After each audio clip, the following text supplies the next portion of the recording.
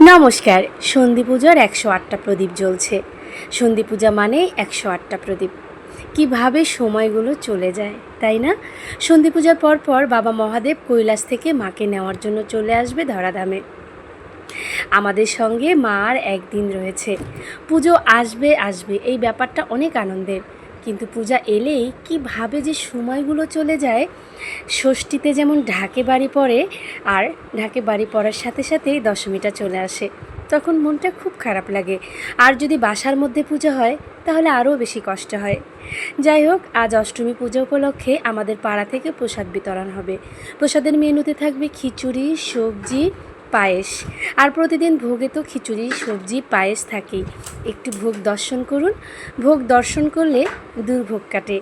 আমার এই ছোট্ট ব্লগটা আপনাদের কেমন লাগলো অবশ্যই কমেন্টে জানিয়ে যাবেন। জয় মা দুর্গা সবার মঙ্গল করুক। কেমন? টাটা।